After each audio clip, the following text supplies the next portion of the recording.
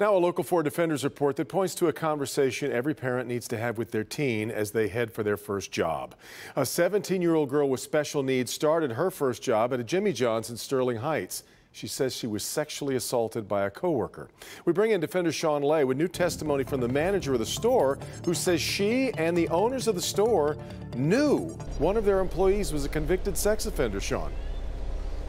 And Devin, when she said she found out, and she says store management and ownership found out, she was sure that this guy would be fired. Part of his parole and probation, he was not allowed to be around any minors. She had a very young staff. She feared the worst, and in her words, she says the worst happened.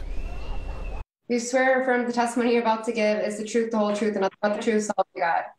I do. This is the videotaped deposition of Samantha Griffith, the manager of the Jimmy John's at 16 and Van Dyke in Sterling Heights.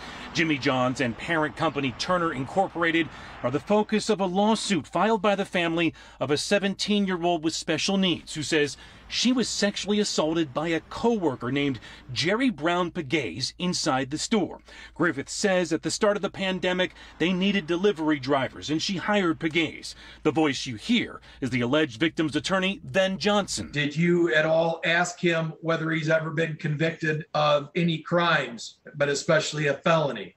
No. Griffith says she later wanted to promote Pegues to manager. Attorney Ben Johnson has this copy of his application. Griffith says it was sent right to the parent company, where Pegues checked that he was a convicted felon. Griffith says she Googled Pegues and found that felony. Then in 2017, Pegues pled guilty to sexually assaulting a woman, did 2 years in prison, and was on parole. He was ordered not to be around anyone under the age of 17. Had anybody from TSG told you that we have an absolute no felony tolerance at our workplace, meaning that we're not going to hire a convicted felon at our restaurants ever under any circumstances?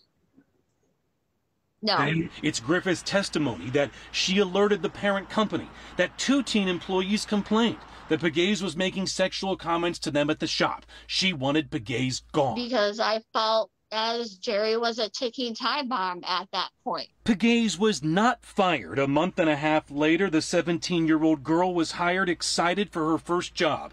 Griffith says she got a call that morning from a coworker. He told me that he walked in on and Jerry having sex. Did he say anything else? No, I think because I cut him off and probably said something along the lines of, what the call the police and do not let him leave. Back here live, police did show up at that Jimmy John's. Jerry Pegues taken right into custody. He was sent right back to prison, where he is tonight, because the arrest was a violation of his parole. Now, attorneys for the parent company here say they want to depose Jerry Pegues. They haven't gotten to that yet, so they have no comment on this lawsuit they're facing tonight. Back to you. And Sean, Samantha Griffith was also asked about text messages exchanged with a supervisor after the incident. That's right. She says she was instructed by her supervisor, in her words, to delete everything related to this incident. She said she did not follow that order. All right, Sean.